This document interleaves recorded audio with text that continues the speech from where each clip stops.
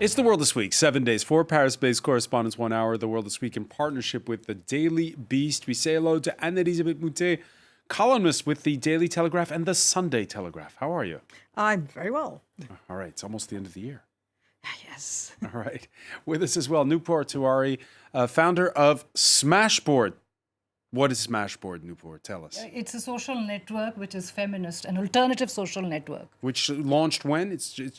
We've launched it in India, but we will soon be launching it in France as well. So there's news and analysis, special features for survivors of sexist and sexual violence, and tons of other things. All right. Well, congratulations on that launch. With us as well, Régis Le Sommier, Deputy Editor-in-Chief for the French news weekly magazine Paris Match. How are you? I'm very good. Right. Very good. Very happy to be here. To be sedentary in the French capital. You've been out in the field. Yes. Paris correspondent for the Spanish daily newspaper, the broadsheet of record El País, Marc Bassets, joins us as well. How are you?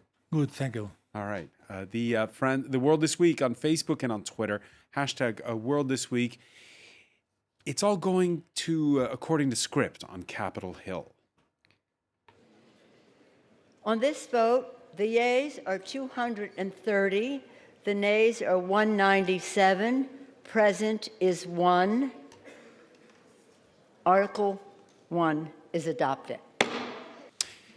The vote to impeach Donald Trump running nearly exactly along partisan lines. It's now on to the Republican-controlled U.S. Senate for a trial. The question is when. The House Speaker Nancy Pelosi holding on to those 2 articles of impeachment until she is sure of the ground rules for the trial, in particular, whether Republicans will allow key witnesses to be called. Some House Democrats imply they're withholding the articles for some kind of leverage so they can dictate the Senate process to senators. I admit, I'm not sure what leverage there is in refraining from sending us something we do not want. Leader McConnell claimed that the House ran, quote, the most rushed, least thorough, and most unfair impeachment inquiry in modern history. I know that that's the Republican talking point, but here's the reality. Leader McConnell is plotting the most rushed, least thorough, and most unfair impeachment trial in modern history. It almost, would it be too much to say that it was almost a non-story, the impeachment of Donald Trump this week? To some extent, yeah. I mean, it's not, everybody knows how it's going to end. It addresses a question which actually comes second to the one that has not been documented. Was there Russian influence helping get Donald Trump elected? But they didn't get enough to put that show on the road. And the Ukraine allegations that Donald Trump threatened Ukraine to withhold aid money. If the President Volodymyr Zelensky did not help him find dirt on the son of Joe Biden, who's now more or less the front runner in the Democratic Party, well, that's not substantiated because actually Ukraine did receive the aid money, and Ukraine, but only when it became public. So it's... I mean, the move by Trump is certainly completely incorrect and should be addressed. But what's interesting in this is it's not, I was about to say this is like kabuki, where who plays what kind of role, but it's not kabuki. It's something that the British know very well called pantomime. You've got the pantomime dame, you've got a number of people, and you know exactly what they're going to say, and half the audience is screaming with them. Yes, he's behind you. No, that's not true. Yes, he is. And that's exactly what you see. What you have is the end of year panto. It's panto season in Britain, and that's what we're seeing. People have a short memory because the impeachment trial of Bill Clinton was also along fiercely partisan lines at the time, Marc Bassets. Yes, it was, and there is a big difference. I think it must be pointed. Clinton was not a candidate for re-election because he had served 2 terms. Donald Trump will be a candidate. In fact, he will be the first impeached president in American history up to re-election. So, in my opinion, the real impeachment will take place in the next November. The real trial where the American people will decide on Donald Trump. And Donald Trump, it could be the first time in history that an impeached president becomes president and is re-elected president. So America will have 4 more years a president who got. It was not the case with with Clinton. It was not the case, of course, with Nixon and with Johnson in the 19th century. And of course, the argument by the Democrats, whether you call it pantomime or kabuki theater, Régis Le Sommier, is that there comes a point where you have to, for the record, draw a line in the sand and state for that this is not what he did is not right, even if you're going to lose in the Senate. It's not about winning or losing; it's about stating the facts. Your thoughts on whether the Democrats did the right thing in launching this impeachment inquiry? I'm not sure the Democrats did the right thing. I think that was Nancy Pelosi's clear intention that there was a process, there was the U.S. Constitution, there was lines that were crossed by the president. A little difference from Bill Clinton is what triggered the impeachment investigation under Clinton was the fact that the president lied under oath, which is a little different than Donald Trump. There's always room for debate whether for that Ukrainian case, whether Trump said it was a scam. It was, he never said that. He never, and the Democrats said quite the contrary. So yes, I believe that the Democrat wanted to make a statement. They wanted to apply the principle of the U.S. Constitution, even if it cost them the election. Because the problem with all that is, as long as the process of impeachment gets longer, then there's no campaign. Then there's no, there's no real... It sucks all the oxygen out of the campaign. Absolutely. And everything, and that's Trump's trick, but it works. Everything is centered around Trump. Whether it's bad, whether it's good, whether it's him talking, whether it's about him, whether it's him being accused, it's all around Trump, and that's what Trump wants. And that's his way of being re-elected, is to gather all the attention. And at the moment, I must say, nobody's really looking at Joe Biden's campaigning. Nobody's really looking at who's going to be the front runner of the Democrat side. And it's getting late. And for that matter, I think the Democrat made huge mistakes in starting this impeachment. But they wanted to make a statement. They wanted to apply a principle. Naportuari. I would actually drift a little bit away from the discussion of the procedures and the political strategy and the forecast that has already been done by the other panelists.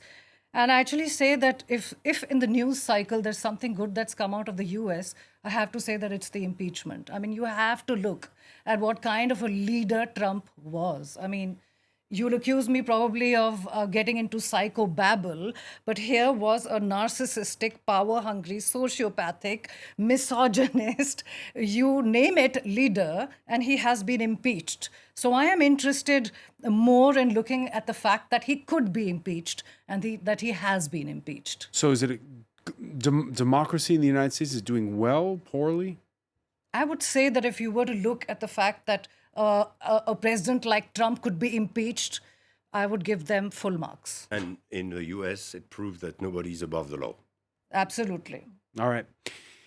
Want to know what, by the way, an 80-seat majority looks like? Take a look. The ayes to the right were 358. The noes to the left were 234. So the ayes have it. The ayes have it. 1 week after the final votes were counted, Boris Johnson cashing in on his landslide win, and this time easily passing a divorce deal that has the UK leaving the EU by January the 31st. The Prime Minister, magnanimous in victory.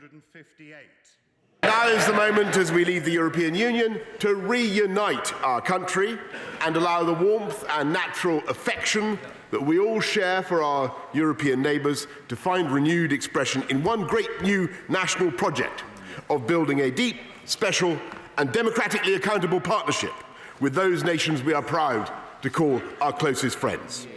Hey, I'm friends with everybody, he says. This is why he was elected. I mean, there are many reasons why Boris Johnson had such an amazing victory, but the most important is that he is upbeat, he's optimistic, he's looking to the future, and he said, I will get this done. And there he is essentially answering, what he promised the electors a week before. I'm not sure it's the turn of phrase that the hard Brexiters inside his party, the Jacob Rees-Moggs, would have used, calling the Europeans our closest friends. Well, considering that Jacob Rees-Mogg has got the offices of his own hedge fund in Dublin, he's got some friends in the EU for obvious reasons. But this is why Boris Johnson, who always surprises people outside Britain, is so successful at the end of the day. This is somebody who wanted to become prime minister. This is somebody who wanted to have a large majority. This is a gamble that every time and again people thought that he was like Donald Trump, and this is also someone who graduated in classics, Latin and Greek at Oxford. And there is a brain there, but there's also a natural ebullience that I don't know whether it can carry policy very long, but right now he's doing what people are waiting for him to do. And I'd like to mention the speech that he gave the day after his election when he went to those northern constituencies, what is called the Red Wall of Labour constituencies, where some people were voting for the first time ever since there had been universal suffrage, were voting Conservative. And he went to Darlington, I think, and he gave a speech. And in the speech he said, "I know how difficult it must have been for many of you to vote for us. I know how hard it was. I know it was the first time. I understand that we haven't. We have to earn this now. And I'm mindful that this was a great effort that you made, and I will not disappoint you." You can always say this is hypocritical, but it's better than not saying it. All right. You had this Boris Johnson, the one we just heard. And then there was the one in the Queen's speech, which at times, you heard the Prime Minister, when he set out his legislative agenda, wasn't always warm and fuzzy. A modern, fair, point-based immigration system will welcome skilled workers from across the world to contribute to the United Kingdom's economy, communities, and public services. New sentencing laws will ensure the most serious violent offenders, including terrorists, serve longer in custody. New laws will require schools, police, councils, and health authorities to work together to prevent serious crime. So in the Portuari, we have the One Nation Conservative that Anne-Elisabeth was describing a moment ago. But then there's also, the nationalist Boris, who's more hardline on immigration and on crime. Which Boris Johnson will it be?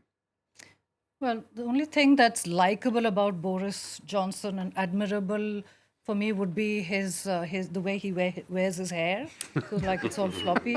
Nothing else about him is appealing to me. And from my social location and from my politics, nothing interesting there.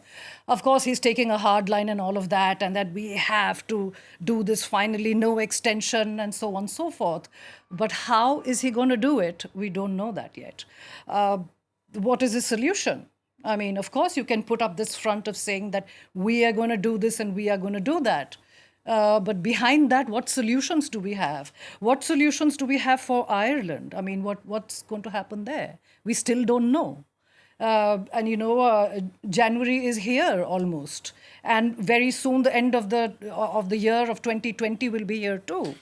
Yeah, because he set up this second cliff edge, as it's called, with this idea that we have to have a trade deal done before the end of 2020. He didn't have to do it, Régis Le Sommier. No, he didn't have to do it, but I think he wants to put things in place. I mean, the British have been lingering so long, and having this deal, finally making Brexit real, that it's a sort of relief for a number of them. And it's also something that I would like to mention is how Europe is going to look at it. Because for a long time, under Theresa May, with the many votes that occurred about Brexit that were, pushed out of Parliament and then went again to Parliament, all this hesitation, this impossibility of making Brexit look real, now it's going to be real. And that's that the ball is now on Europe, is how Europe is going to redefine itself now that England is out of it. Because basically when Brexit becomes real, we have heard many experts around the,